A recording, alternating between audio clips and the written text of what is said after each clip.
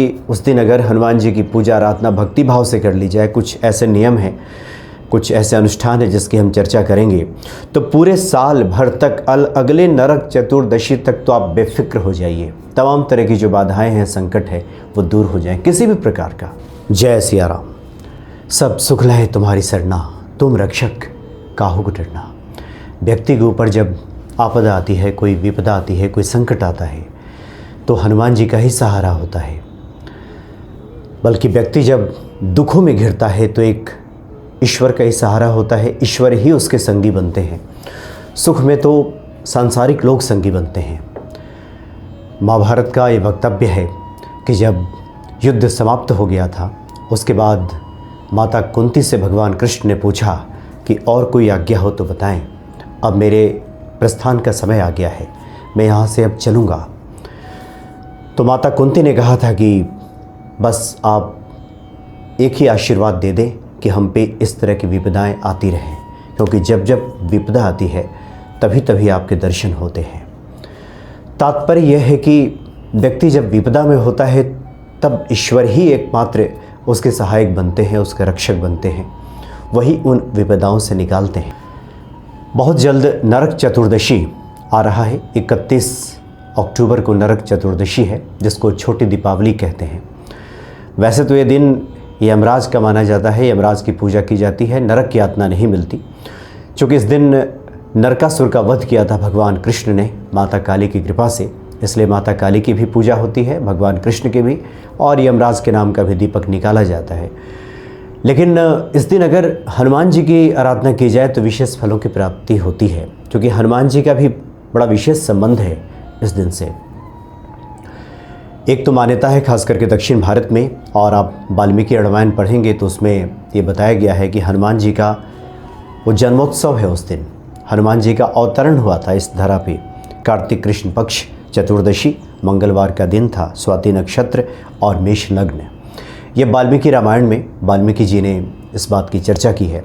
एक दूसरी मान्यता ये है कि इसी दिन भगवान हनुमान जी ने भगवान सूर्य को निगल लिया था और उनका विजय अभिनंदन हुआ था, विजय अभिनंदन।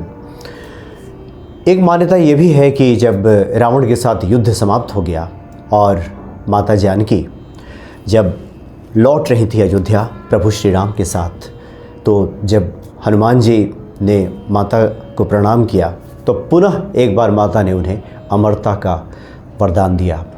एक तो वरदान उन्होंने पहले दिया ही था अशोक वाटिका में, जब हनुमान जी वहाँ पे मिले थे, प्रथम दर्शन हुआ था माता के साथ कि अजर अमर गुण निधि सुत होहु, ये तो माता जी ने कहा ही था।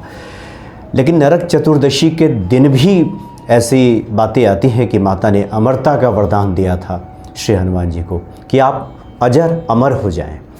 तो इस नाते भी बड़ा विशेष महत्व है उस दिन का। उस दिन जो लोग भी हनुमान जी का पूजन करते हैं तो पूरे साल, बल्कि सच तो ये है कि उस दिन अगर हनुमान जी की पूजा आराधना भक्ति भाव से कर ली जाए, कुछ ऐसे नियम हैं, कुछ ऐसे अनुष्ठान है जिसकी हम चर्चा करेंगे, तो पूरे साल भर तक अगले नरक चतुर्दशी तक तो आप बेफिक्र हो जाइए। तमाम तरह की जो बाधाएं हैं, संकट है, वो दूर हो जाएं किसी भी प्रकार का, चाहे रोग शोक हो, आर्थिक समस्या हो, शत्रु बाधा हो, या किसी भी प्रकार की बाधा मनुष्य को जो परेशान करती है, उन तमाम बाधाओं से मुक्ति मिल जाएगी हनुमान जी की कृपा से। तो नरक चतुर्दशी के दिन आप सुबह ये पूजा कर लें या फिर संध्या काल में करें। स्नान आदि क्रिया से निवृत्त होने के बाद आपको हनुमान जी का पूजन करना है। इसके लिए कुछ तैयारी करनी है। उस दिन के लिए आपको 21 मिट्टी के दीपक आपको लेने हैं। 21 मिट्टी के दिए की आपको व्यवस्था करनी है, और आकार में थोड़े बड़े हों, साइज़ में थोड़े बड़े दिए हों, जिसमें कम से कम उसमें तेल डाला जाए तो 1.5-2 घंटे तक वो दीपक जल सके। उसके बाद एक बड़े थाल की आवश्यकता होगी, एक थाली चाहिए, एक बड़ी सी थाली।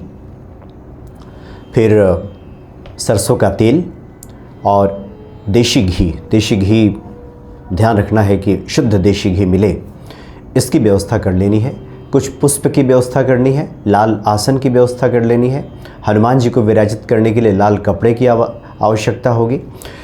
पंचोपचार पूजन के लिए कुछ सामग्री रख लें। उनको भोग लगाने के लिए कुछ जो मिष्टान वगैरह है, गुड़ चना या फिर जो आटे की रोट बनती है गुड़ मिला करके, उसकी व्यवस्था करनी होगी। तो नरक चतुर्दशी के दिन सबसे पहले जब आप स्नान कर लें तो उसके बाद एक बड़ी सी जो थाली आपने लिया है, उस थाली के ऊपर लाल आसन बिछा दीजिए, कोई लाल कपड़ा आपको बिछाना है। और फिर हनुमान जी की कोई छोटी सी जो मूर्ति है उसकी आवश्यकता होगी, क्योंकि बिना मूर्ति के ये अनुष्ठान नहीं हो सकता, इसलिए मूर्ति रखनी होगी हनुमान जी की। छोटी मूर्ति जो भी आपके घर में है, नहीं है तो कोई भी मूर्ति लेकर के हनुमान जी की जो आशीर्वाद मुद्रा वाली मूर्ति है ये रखनी चाहिए। और वहाँ पे उसी लाल कपड़े के ऊपर पहले पुष्प बिछा दें, गुलाब की कुछ पंखुड़ियाँ वहाँ पे बिखेर दें और उसके बाद हनुमान जी को वहाँ पे स्थापित कर दें। और फिर ये जो 21 दिए रखे गए हैं मिट्टी के, 11 दिए में घी डालना है, घी के दिए जलाने हैं। और बाकी के जो 10 दिए हैं इसको सरसों का तेल का दीपक जलाना है। और तेल और घी इतना रखना है कि 1.5-2 घंटा चले, ये दीपक जले, ऐसा नहीं कि 5 मिनट में बुझ जाए। इस प्रकार से दिए की व्यवस्था करनी चाहिए। और फिर थाली के चारों तरफ जो 21 दिए हैं उसको सजा दें, लगा दें, जलते हुए दीपक को लगा दें। और जैसे कि पूजा पाठ में आवश्यकता होती है, हम कोई भी कर्मकांड करते हैं तो प्रथम पूज्य जो देव हैं गणेश जी, उनका स्मरण जरूर करना चाहिए। ओम गंग गणपतये नमः ऐसा कहते हुए उनके सामने पुष्प अर्पित करें। गणेश जी जो विराजित हैं आपके मंदिर में, क्योंकि मंदिर में जगह नहीं है तो ये जो थाली है आप मंदिर के बाहर अपने रख करके वहाँ पहले हनुमान जी को विराजित कर दिया। अब पूजन शुरू करेंगे तो गणेश जी का पहले पूजन कर लेंगे, उसके बाद श्री राम नाम का संकीर्तन कर लेंगे। कुछ देर प्रभु राम का संकीर्तन करने के बाद उसके बाद अपने गुरु अगर आपके हैं तो गुरु से आज्ञा लेंगे, उनका ध्यान धरते हुए। नहीं है तो हनुमान जी स्वयं गुरु हैं, आप उन्हीं से प्रार्थना कीजिए कि गुरु स्वरूप हनुमान जी आप मुझे आज्ञा दें कि मैं आपका पूजन करूं और ये मेरी मनोकामना है। हाथ में जल लेकर के, पुष्प लेकर के, जो भी मनोकामना है हनुमान जी के सामने कहते हुए वो पुष्प वहाँ पे छोड़ दें। और उसके बाद फिर हनुमान जी का ध्यान धरें। कुछ श्लोक आपको ध्यान आ रहा हो तो श्लोक का पढ़ लें हनुमान जी के लिए। अतुलित बल धामम हेम शैलाभ देहम धनुज्वन कृशानम ज्ञानी नाम अग्रगण्यम सकल गुण निधानम वानरा नाम धीशम रघुपति प्रिय भक्तम वात जातम नमामि। ऐसे कह के उनका ध्यान धरें। और उसके बाद 5 हनुमान चालीसा का पाठ कम से कम ये करना चाहिए। 5 पाठ हनुमान चालीसा का कर लें और 1 हनुमान अष्टक का पाठ कर लें। 5 हनुमान चालीसा, 1 हनुमान अष्टक। तो सर्व कल्याण के लिए अगर कोई आपके विशेष मनोरथ, कोई विशेष कामना नहीं है, आप चाहते हैं कि आपका कल्याण हो, हनुमान जी कृपा प्राप्त होती रहे पूरे साल, तो ये कर सकते हैं। लेकिन अगर कोई विशेष कामना हो, अगर मान लीजिए कि शत्रु बाधा हो, तो शत्रु बाधा में 5 हनुमान चालीसा, फिर 5 बजरंग बाण का पाठ कर लें और 1 फिर हनुमान अष्टक का पाठ कर लें। उसी प्रकार से अगर कोई किसी को रोग शोक से कोई परेशान हो तो 5 हनुमान चालीसा, 5 हनुमान बाहुक और 1 हनुमान अष्टक। हनुमान अष्टक और हनुमान चालीसा सब में करना है।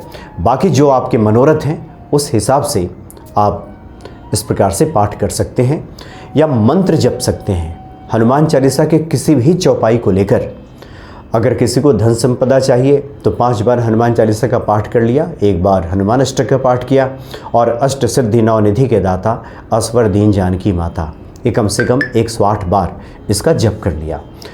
जो कुछ भी चाहिए, संकट कटे मिटे सब पीरा, जपत निरंतर हनुमत वीरा, नासे रोग हरे सब पीरा, जो सुमिरे हनुमत बलबीरा।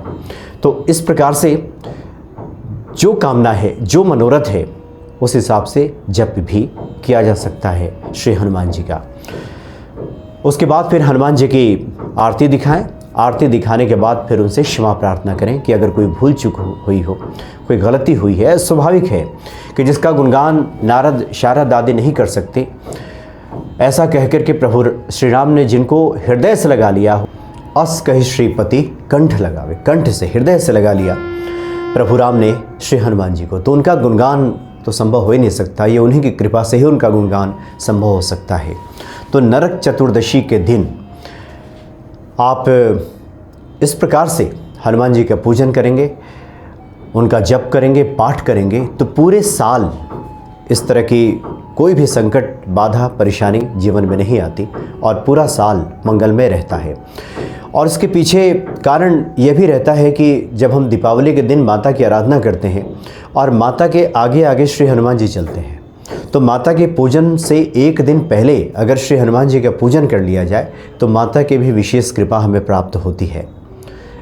इसीलिए नरक चतुर्दशी के दिन हनुमान जी का ये विशेष पूजन अवश्य करना चाहिए। इससे हर प्रकार की मंगल की प्राप्ति होती है, मंगल ही मंगल घर में रहता है और संकट मोचन हनुमान जी के हम कृपा पात्र बनते हैं।